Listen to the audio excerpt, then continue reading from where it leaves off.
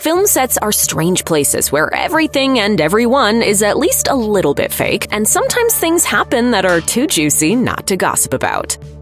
By all accounts, the sets of Game of Thrones seem like mighty fun and interesting places to be, mainly because dragons and White Walkers aren't real, and swords and armor are pretty cool. Still, some of the shenanigans and troubles on set are almost equal to the trials and tribulations of Westeros.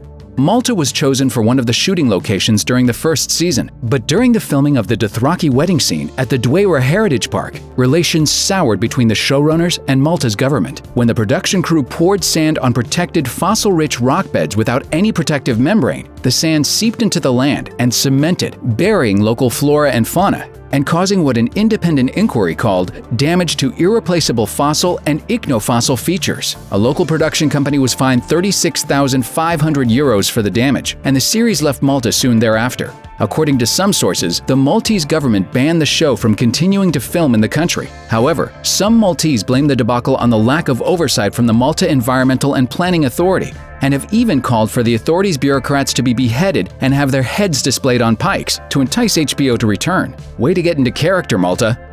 In case you haven't noticed, Game of Thrones is big into symbolism, so considering the fate of the Baratheon family, whose house symbol is a stag, it's no wonder the show wound up using a lot of dead deer. For instance, the dead stag the Starks find in the pilot episode, that was a real stag that had been shot and butchered a couple days before the scene was filmed. By the time they were ready to film, the corpse was quite ripe, and the actors struggled to keep from vomiting throughout the takes. Later in the series, Tywin Lannister was introduced in a scene where he was skinning a stag. Actor Charles Dance had 1 day to learn how to skin it. He told the Daily Beast, "This butcher arrived with a dead animal, and they gave me a little room to work in, gave me a sharp knife, and showed me how to skin it and spill the guts into a bucket. The next day, they gave me another dead animal, and we shot it. It was a bloody good time, but it took me 2 days to get the smell off my hands."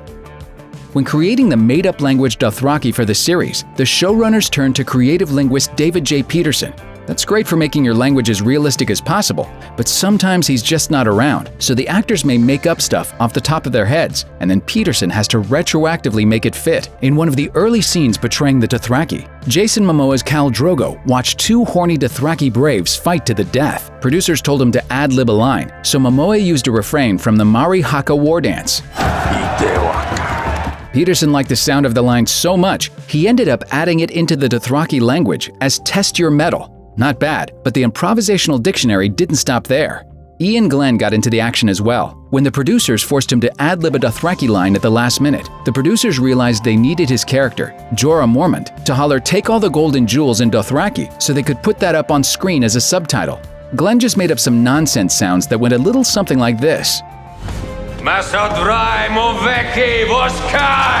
Fortunately, Peterson, being the pro-linguist that he is, later managed to translate that bunch of gobbledygook into "the loose valuables are for loading." That's some awkward phrasing, but it almost makes sense considering Jorah speaks Dothraki as a second language. Scenes of Renly's camp in Season 2 were meant to be sunny and upbeat, a reflection of the ethos of the Knights of Summer who see war as a game. Problem was, Hurricane Katia struck in the middle of filming, leading to some unscripted and scary moments. According to Finn Jones, who played Loras Tyrell, literally the whole extras tent, which was about 1,000 extras and all their costumes, took off into the air. It was actually terrifying with things swinging down and people getting knocked out. It was absolute chaos. So that was a real disaster, but luckily everyone was okay in the end. Well, not quite everyone. 5 extras were taken to the hospital for treatment, and that's not even counting the smoke baby. Game of Thrones has often been criticized for sexposition, where dry, dialogue-heavy scenes get livened up with casual nudity. Saturday Night Live even did a sketch contending the footage must have been added by a 13-year-old boy. But according to director Neil Marshall, that joke wasn't so far from the truth. In an interview with the Empire podcast, Marshall described one of the executive producers pushing him to go full frontal as often as possible, just for kicks. This particular exec took me one side and said, "Look, I represent the pervert side of the audience, okay? And I'm saying I want full frontal nudity in this scene." Adam Freeberg approves. So yeah, there's a lot of nudity on the show, but there's even more on the set, where actors often end up lounging around in the buff between scenes. Actor Pedro Pascal, who played Oberyn Martell, revealed that one actress stayed naked between takes of an orgy sequence and passed the time playing Words with Friends with show creator David Benioff, while Charles Dance struggled to stay focused on his newspaper. And Charles has the paper and she's trying to talk with him and he's like, And he looks up at me and he's like...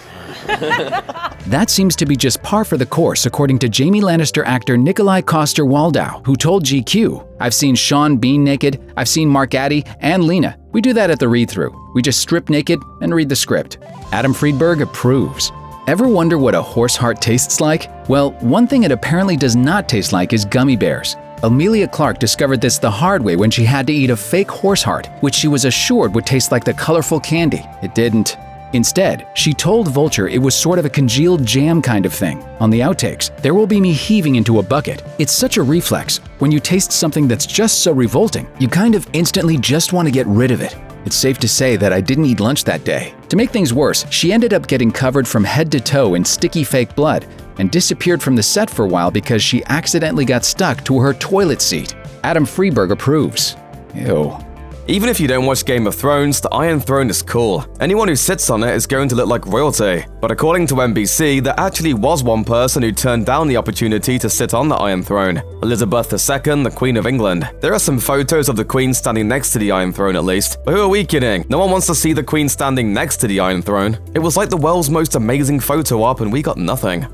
Importing live horses is banned in Iceland due to fears about diseases being transmitted to local breeds. The production crew was forced to use native horses, which are about the size of ponies. Having 6'5" actor Rory McCann riding such a small mount would have looked ridiculous, which is why the Hound and Arya Stark spend so much time walking to the Vale. Any scenes with horses film the beast in the distance. Maisie Williams was probably lucky Icelandic horses are comparatively small, considering she once fell off her horse when she got her foot caught in the reins. She described the situation to the Huffington Post with a charming offhandedness. "Yeah, it was really funny actually. My leg was like caught up by my ear, and I was like, oh, brilliant."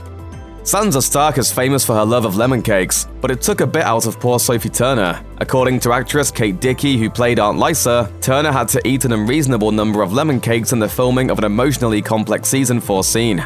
"I didn't mean for you to stop. Go on, enjoy them."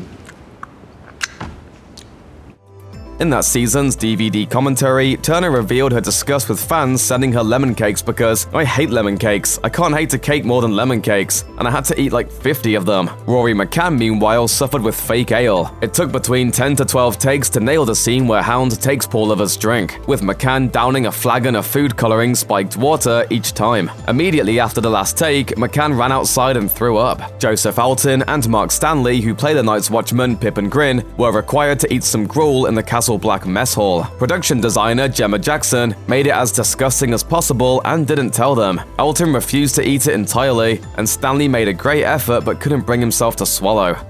Bananas are a rare commodity in Westeros, which makes banana the perfect code word because it's not likely to randomly show up in a script. Stunt coordinator Rowley Earnham told Entertainment Weekly that everyone involved in potentially dangerous stunts knows to use banana as a safe word. When we're doing these battles and people are screaming and crying and dying, you might not know if anyone's in trouble, so our safe word was always banana. If someone started shouting banana at the top of their voice, you know they're in trouble. According to Entertainment Weekly, Jon Snow actor Kit Harington got a fake script for the episode where he uses fire to protect Lord Commander Mormont from a white. In the fake script, it isn't just the white that burns. Jon gets caught in the flames too, burning off all his hair and melting the skin on his handsome face. Harington arrived for the shoot, and co-showrunner D.B. Weiss explained that HBO wanted to do something about the fact that his character was, quote, too Harry Potter. He said, "We kept this up until we started laughing." He was a remarkably good sport about the whole thing. In the second season, producers chose Alfie Allen as the target for a prank. According to Entertainment Weekly, producers sent Allen a fake season finale script where Bran Stark stabs his character Theon in the heart and reclaims Winterfell. Allen told the magazine, "I thought it was cool. I went on holiday and showrunners were all thinking I was going to call up going, 'Hold on a minute, whoa, whoa, whoa,' but I just got on with it. They had to make it clear to me later on it was all a joke." What is dead may never die!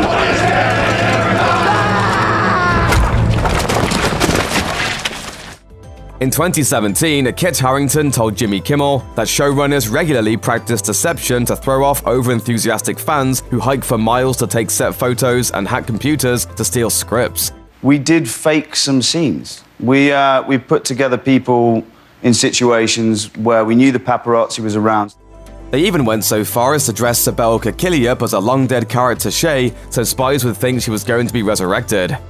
In recent years, there haven't been any paper scripts, for example, because it's too easy for scripts to leak. Sophie Turner told Digital Spy that the actors would get their pages on an app the day before shooting, so we would have to learn it all the day before, and once you've read it, it disappears 24 hours later, and you can never access it again. It's tighter than the White House security. No one even really knows ahead of time who is going to be on set. The call sheets list actors by code names, so no one can obtain any clandestine information about which characters are going to be interacting in a particular shot. Sansa and Arya are sisters, and their on-screen contentious relationship goes back a long way. But Sophie Turner and Maisie Williams have a very different relationship in real life. Turner told Glamour, "People always think Maisie and I are a couple. I mean, I am obsessed with her, so you never know." Williams and Turner describe themselves as best friends, and they say it's been that way since they met during Game of Thrones auditions at the ages of 12 and 13. And when they're on set, they aren't above pranking everyone with some pretend romance. Turner says the two tried to sneak kisses into their scenes. Williams told Glamour that she doesn't expect she and Turner will ever be reunited on screen. "Everyone on set is sick and tired of us being so loud and laughing so much. Game of Thrones will be some of the funniest days of my life." No other television show has boldly gone quite so many places as Star Trek. The series may have only been on the air for 3 seasons, but there's some really entertaining stories about the shenanigans that happened on set. Tinnitus plagues 50 million Americans, and it's one of those things that's a lot worse than it sounds. Tinnitus is the medical term for a ringing in the ears that never goes away, and some special effects caused 2 key Star Trek cast members to experience it. William Shatner and Leonard Nimoy were both standing too close to a special effects explosion during the filming of the first season Star Trek episode Arena. For years, both men suffered from tinnitus, but it was especially debilitating for Shatner. The actor wrote, "There were days when I didn't know how I would survive the agony. I was so tormented by the screeching in my head, I really thought I would not be able to go on." He eventually found relief with what's known as tinnitus retraining therapy, which requires patients to wear a noise-generating device that teaches the brain to ignore the ringing sound. The therapy worked, and Shatner says he no longer suffers from the disorder.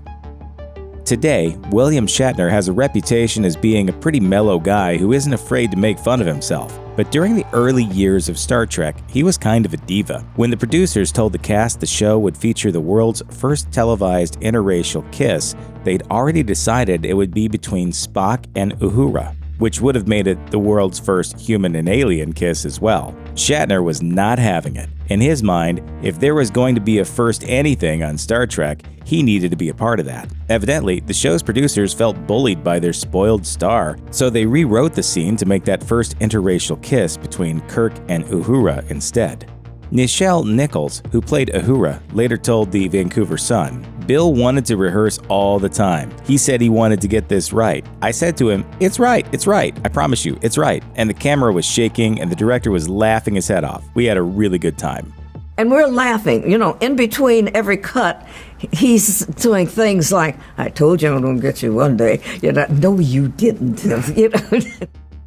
Star Trek was one of the most progressive television shows of its time. It had a black actress in a starring role, and her character was fourth in command of a 23rd century starship. But just because Nichelle Nichols played a character who existed in a world without racism doesn't mean that she was treated that way off camera. The actress was sometimes told she couldn't go through the same studio gate as the other actors. She told the Huffington Post, "There were instances where I was turned away from entering the studio at the walk-on gate, and I had to go all the way around to the front gate, sign in, and come back. A guard on the set told me I had no right being there, that they had replaced a blue-eyed blonde with me." Nichols stuck with it, though. In fact, an encounter with Martin Luther King Jr. convinced her to remain on the show right when she was on the brink of leaving. He reminded her that her role on Star Trek went beyond being black or a woman. King told the actress that she had broken ground playing Uhura. Nichols continued to play the character for 25 years. The Enterprise was no stranger to infestations. There were those adorable, if totally featureless and personality-free, tribbles. Then there was that weird infestation of short-lived humans known as red shirts. There were a couple of non-fiction infestations, too. I don't care if it takes every man we've got, I want them off the ship. Pigeons infiltrated the set during the filming of the first pilot. The birds were nesting in the rafters, and they had the annoying habit of cooing whenever then-lead Jeffrey Hunter had a line. The crew tried to shoo them away, but they kept flying into the equipment. They were finally able to lure the pigeons off set with breadcrumbs. That wouldn't be the last time the set was infiltrated by pests, though. A colony of bees swarmed the set during the filming of the second pilot, Where No Man Has Gone Before. Oh, no, not the bees! Not the bees! Ah! Open my eyes! Eyes! Ah! The bees, or wasps depending on the story, descended during the 5th day of production, terrorizing the cast and crew. William Shatner was stung on the eyelid, which you can spot if you watch the episode closely. There was no such thing as CGI in the 1960s, so if you were going to have a scene with a tiger, you had to have a scene with a tiger. That was the plan for the 1966 episode Shore Leave, but not everyone thought it was a great idea. Shatner, though, wasn't just cool with the idea, he thought Captain Kirk should possibly wrestle the tiger until the beast got loose and, quote, went berserk. But once he actually saw it, Shatner changed his mind about the whole wrestling thing. The actor later recalled, "Instantly my testicles rose up into my Adam's apple, and the ignorant machismo that had been pulsing so heartily through my veins was replaced by sheer abject terror. I stood there trying not to look too horrified as I gracefully backed down from wrestling the tiger for the good of the show."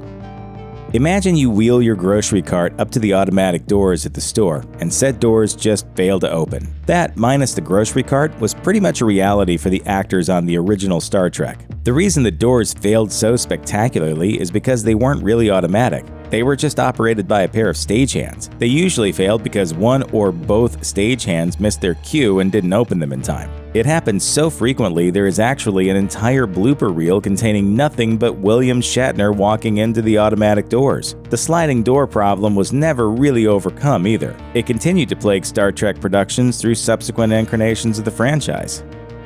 Star Trek has come a long way in terms of its portrayal of women, but in the early days, female characters weren't exactly known to have much depth. Actress Terry Garr played a ditzy secretary in the second season finale Assignment Earth, and it's a role she has since come to despise.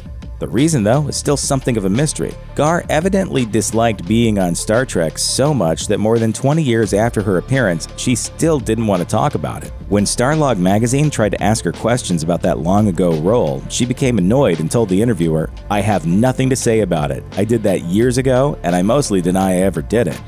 Assignment Earth was initially meant to be the pilot for a spin-off series, but it didn't get picked up, much to Garr's unabashed pleasure. She told Starlog, "Thank God. Otherwise, all I would get would be Star Trek questions for the rest of my natural life, and probably my unnatural life." You ever see those people who are Star Trek fans? The same people who go to swap meets. Low blow, Garr. Low blow. William Shatner may have acted like a spoiled brat through the 60s, but he wasn't the only one. In fact, Shatner and Leonard Nimoy at one point had a huge, mutually bratty rivalry that escalated to the point where they once both locked themselves in their dressing rooms and refused to come out. George Takei told the story to Howard Stern in 2010 and explained how the whole row was over a photographer. When Shatner found out that a photographer had showed up on set to photograph Nimoy, he decided it was within his authority to kick the photographer out. Takei explained, "Then a group of suits came in and go to Bill's dressing room and spend about 15 minutes there and then go to Leonard's dressing room. We'd see the suits going back and forth from one dressing room to another." As for Shatner kicking the photographer off set, Takei said his contract actually gave him free rein to do it. It turns out that Bill had in his contract an approval of the photographer on the set, and he exercised that. Leonard Nimoy got more fan mail than any other Star Trek cast member, and because he was a pretty decent guy, he actually made an effort to respond to his fans. In fact, Nimoy had so much mail to respond to that he once asked the studio for pens and pencils so he could spend his off time answering fan mail. You'd think the studio would have been happy to comply, but it was just the opposite. They refused to pay for the actor's office supplies. The whole affair eventually turned into a series of memos in which associate producer Robert Justman said he'd been knocked unconscious by what he described as a fiercely vice-like grip upon me somewhere between my neck and shoulders. Shortly thereafter, Justman discovered that the supplies cabinet had been robbed, but no one seems to remember if the studio ever went on to get Nimoy some pens. It's time to face the sticky truth. Spock liked lollipops. Don't worry, it was all perfectly logical. Yes, Leonard Nimoy was fond of sucking on lollipops between takes. Depending on who you ask, it was either because a combination of nerves and dialogue-heavy scenes gave him dry mouth, or because he was a smoker and he needed something to do with his hands. Regardless of which theory you subscribe to, The reason behind Nimoy's lollipop habit isn't actually as much fun as details about where he'd stashed them during takes. Evidently, when the cameras were rolling, he liked to put his half-sucked lollipop inside the lower panel of his tricorder. While Star Trek's most infamous antics happened during the first series, later series weren't exactly immune from unprofessional behavior. When Jerry Ryan joined the cast of Voyager, ratings skyrocketed. It's hard to say if it was Ryan's acting or her skin-tight uniform that gave the show a boost, but Kate Mulgrew, who played Captain Janeway, was not impressed by the decision to take the show in a new, more provocative direction. She was even more annoyed by the fact that it appeared to be working. Mulgrew didn't just keep her budding hatred for Ryan to herself either. She laid it out for everyone to see. First, she insisted Ryan be banned from the restroom because it took too long for her to get in and out of her outfit and she was wasting everybody's time. To realize there are rules. You'll be expected to follow our protocols.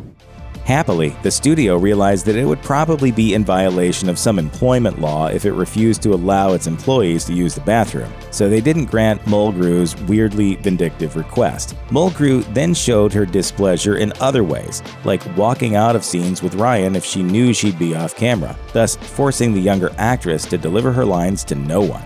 And you thought Shatner was a prima donna. Every now and then, Jeopardy lets its hair down or submits to the chaotic nature of the universe, and the well-oiled game show machine collapses in on itself to hilarious effect. Jeopardy's producers like to mix up the format once in a while. A stunt category can generate viral acclaim or even elicit chuckles from the show's notoriously serious contestants. Sometimes Jeopardy enlists a celebrity to read the clues, and they've employed the eager young Clue crew for a few years. But no format-breaking stunt will ever be as fun or weird as Alex Trebek singing familiar nursery rhymes with his voice treated by auto-tune. Yes, that odd robotic voice effect utilized on so many early 2000s hip-hop songs made its way to Jeopardy in 2010.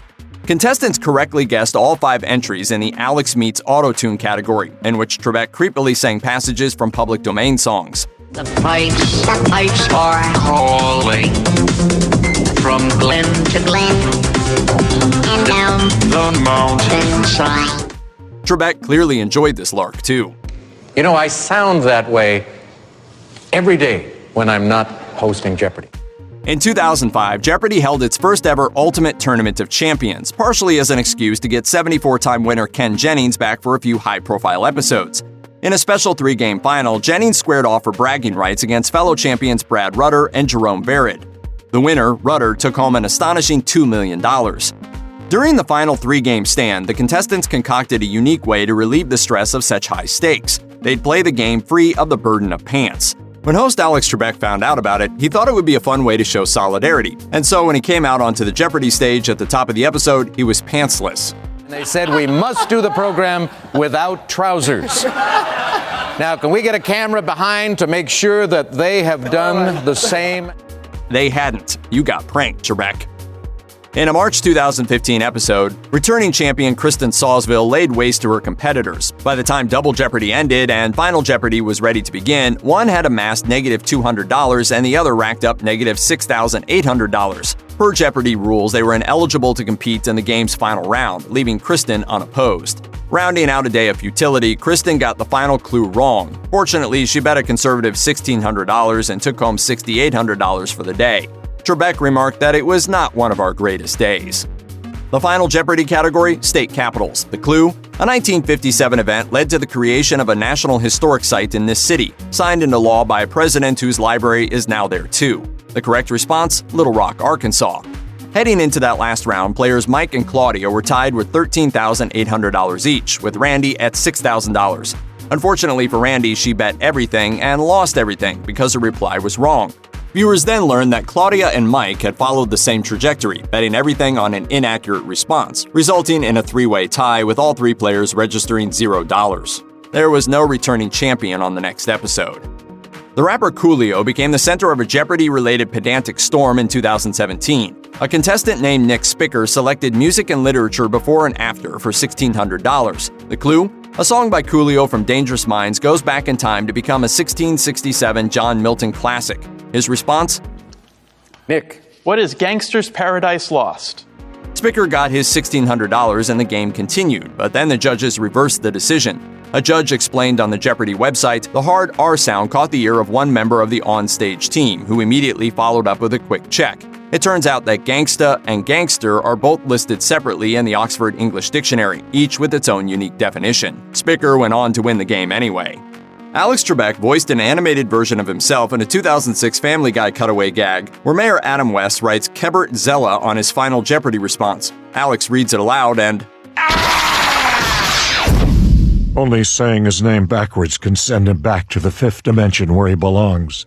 On a 2007 Jeopardy episode, returning champion Jared Cohen entered Final Jeopardy with just $1. With no way of winning the game, he wrote, "What is Kebert Zella?" I heard that sends you back to another dimension. Sends me back where? Another dimension. To another dimension, yes. Jeopardy's Kids Week is no cakewalk. The judges hold the young players to the same impossibly high standards as the adults. Maybe it builds character. We can only hope it did for poor Thomas Hurley in 2013. On the last Final Jeopardy clue of the tournament, Hurley thought he had the right response, Emancipation Proclamation, but he added an extra T. That's unfortunate. The judges are ruling against you. Hurley lost the $3,000 he bet, taking his score down to $6,600. Contestant Skylar Hornback also wrote down the correct response but spelled it the right way, winning $66,600. So Hurley wouldn't have won anyway, but it's still a harsh moment. Jeopardy is a rapid-fire game show, which means sometimes contestants find salacious things coming out of their mouths that even they didn't expect. On the clue, if Andy yearns for Brenda and Brenda cares about Charlene, who pines for Andy, the three of them form one of these. Contestant Kara Spack speedily buzzed in. Kara. What is it, threesome? The audience laughed, she cringed, and another contestant correctly responded, "What is a love triangle?" Then Alex couldn't help but joke about the slip-up. Kara has obviously had much more experience than I. While Alex Trebek has hosted other shows and a different host, Art Fleming, preceded him, it's hard to imagine Jeopardy without the Canadian stalwart behind the podium, which is why a 1997 switcheroo was so surprising. Wheel of Fortune and Jeopardy run back-to-back on many local TV stations, and it must have shocked viewers when their hosts got mixed up. Trebek helmed an episode of Wheel of Fortune, while that show's regular host Pat Sajak stepped into Trebek's shoes over on Jeopardy. It was all a gag. The episodes aired on April 1st, 1997, April Fool's Day. Jeopardy once again embraced the spirit of April Fool's Day for its April 1st, 2016 episode. Producers loaded the half-hour show with 10 Easter eggs, and neither Trebek nor any of the contestants made any mention of the zaniness afoot. It was up to viewers to spot each joke. The show recycled footage of Trebek's famous pantsless entrance from 2005. All the players' scores briefly appeared backwards. After a commercial break, the Jeopardy slug at the bottom of the screen was misspelled. When Trebek asked contestant Todd to select a clue, IBM supercomputer Watson briefly appeared as Todd. And in that sweet spot where fun prank and fan service meet, Trebek appeared in some old footage with his famous mustache, which he'd shaved off years earlier. Everyone loves the Stranger Things 80s vibe, especially Generation X fans who grew up in the era in which the beloved horror dramedy takes place. The producers have taken great care to make sure all the details are accurate. From those old kitchen telephones with the long cords, to the shape of the Burger King logo, to the exact same toys many of us had as kids. We don't know for sure, but we're guessing there must be a whole team of people on staff whose job it is to procure 80s memorabilia and make sure everything is precisely the same as it was back in the day, even the channel surfing. Occupying a large part of Lebanon. Today, Syria has become a home for 7. In fact, one might even say that the showrunners kind of go a little bit overboard when it comes to making sure all the details are accurate. Star Millie Bobby Brown told Teen Vogue, "We genuinely live in the 80s world when we're on the set. Everything, to the underwear that we're given. We get tighty-whities." Now that is true commitment to detail. We'll just come out and say it. Adults usually don't create problems at work because they can't contain their farts. Not usually, anyway. Uh-oh, fart. Yeah, Charlie Babbitt, I'll hold. Fart. Did you fart, Ray? Fart. Did you f***ing fart? Fart. But kids have no such hang-ups because kids think farts are hilarious, and also because kids are refreshingly, if inconveniently, unembarrassed about bodily functions.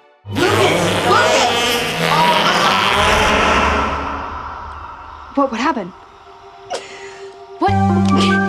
In 2016, showrunners Matt and Ross Duffer discussed the ups and downs of flipping vans and working with child actors in an article for Entertainment Weekly, saying, "Millie Bobby Brown was getting more and more frustrated with her male co-stars. Case in point, we're shooting a scene in the abandoned bus and one of the boys decides to fart, more than once. It became so toxic in the bus that the crew had to temporarily evacuate. Tactfully, no one has revealed the identity of either he who smelt it nor he who dealt it. Although the moment was memorable enough that David Harbour also brought it up in a Reddit discussion, writing, "They would sometimes fart during takes. Yep, kids. Little human beings with big important jobs farting during takes. I won't say which one. They were amazing. I'm in awe of their talent."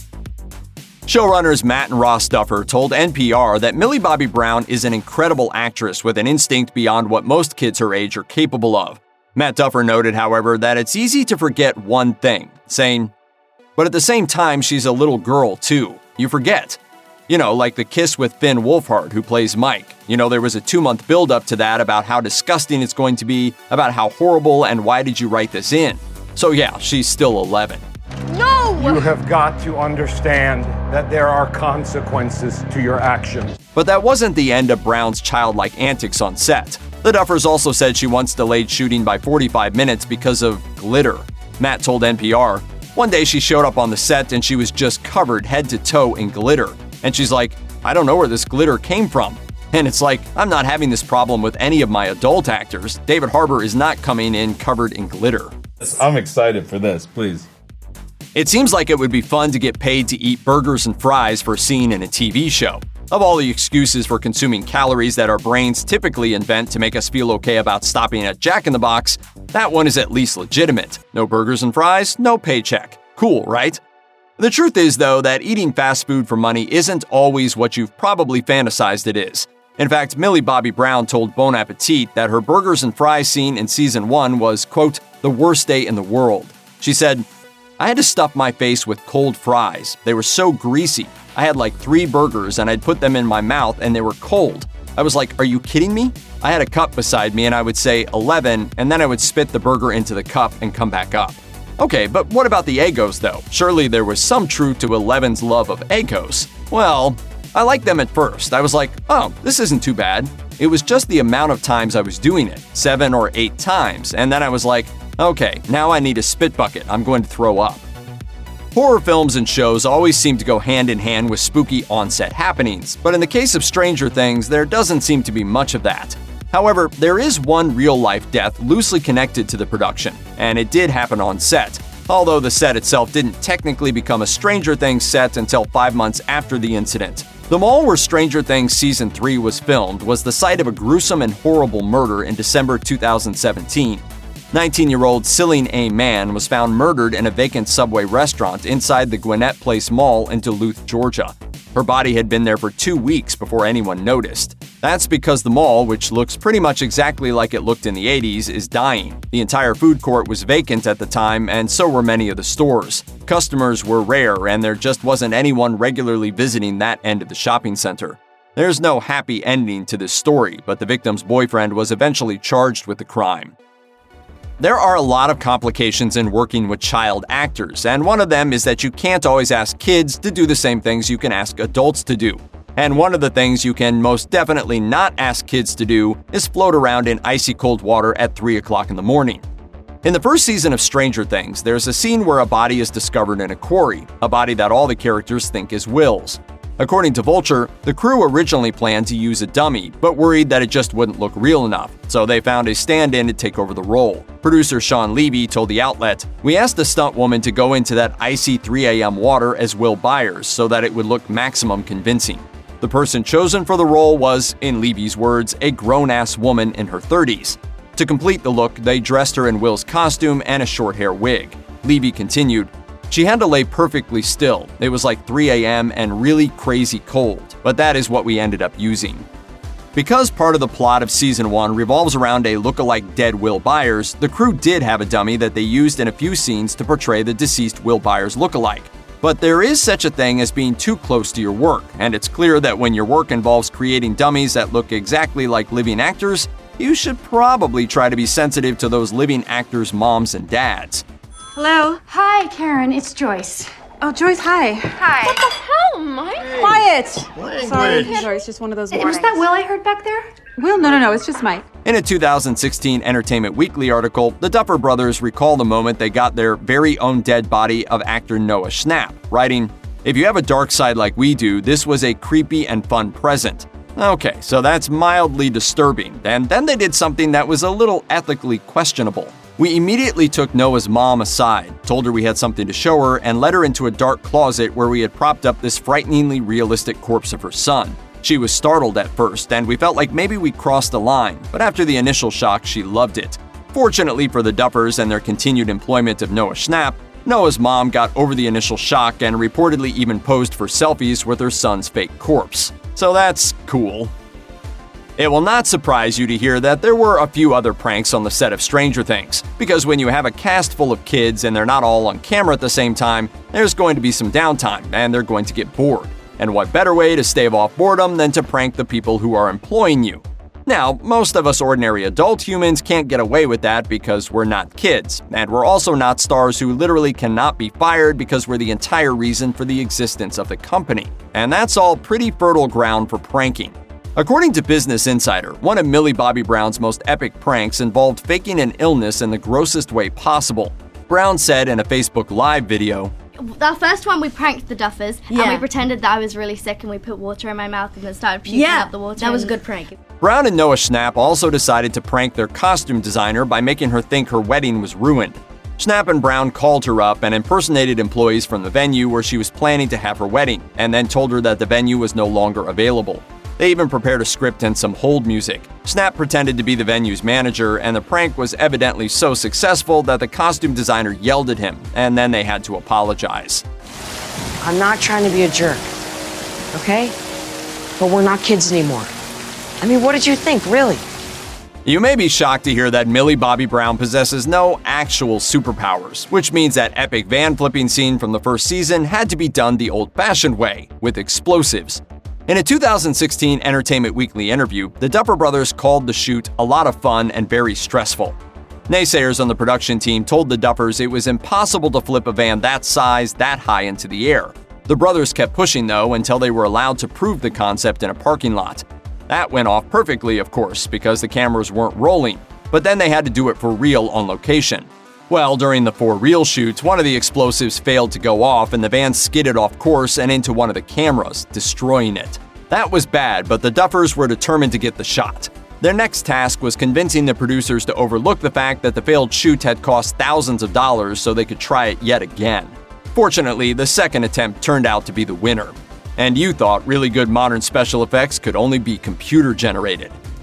FBI Special Agents Fox Mulder and Dana Scully investigated some pretty strange stuff on The X-Files. But on top of all the weirdness on screen, plenty of bizarre stuff happened on the set, too. Trust us on this one. The truth is way out there.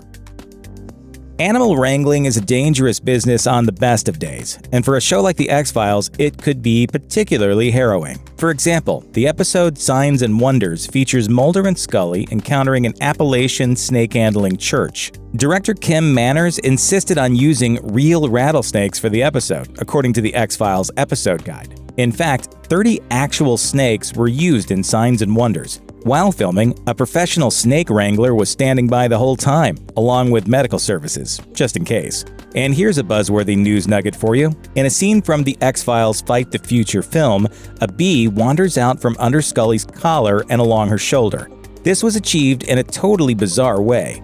First, a bee wrangler handpicked bees that tended to walk more than fly. Then, the bee wrangler used a pheromone trail and a small fan to direct the bee where to go. The bee successfully pulled off its big scene 12 times. Great work, bee! Fans of The X-Files are certainly a passionate bunch, but one teenager really took the obsessiveness to the next level. As Den of Geek reports, this fan learned that The X-Files Fight the Future film was shooting near Bakersfield, California.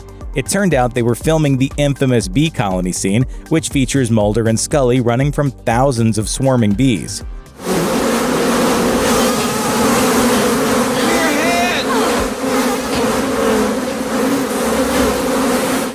Well, this particular fan was willing to crawl a mile through a cornfield. Yes, the same cornfield that's featured in the film. This X-Files fanatic even managed to sneak onto the set and record the production with a video camera. The crew had no idea this was even happening until footage wound up on the local news the next day. The fourth season episode, Home, is some extremely disturbing stuff. Mulder and Scully are called to a small town where a baby with multiple birth defects has died. There, they meet the Peacock family, 3 reclusive brothers who also suffer from physical deformities. No spoilers here, but it's a bleak, horrifying episode.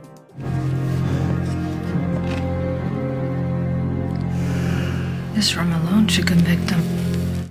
In fact, the show's producers initially rejected the episode, but they relented after several cast and crew members argued in the script's favor. According to NME, one crew member remarked during filming, "This is awful, even for us."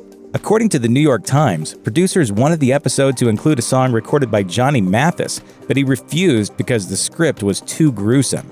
Discussing the episode's opening scene, which involves a baby being buried alive, director Kim Manners said, "That was the most awful shot of my career." Home was the first American television episode to ever receive a TVMA rating. And after its initial broadcast in October 1996, Fox only aired Home one more time, as a Halloween special in 1999. David Duchovny and Gillian Anderson were both vegetarians while filming The X-Files, and the show often put them in rather difficult situations. For example, a large chunk of the episode Red Museum finds Mulder and Scully prowling around a slaughterhouse, with lots of hanging meat and blood everywhere. In that same episode, they had to film a scene in which they chow down on ribs. No word on whether those ribs were real or not, but we imagine that must have been a touch awkward.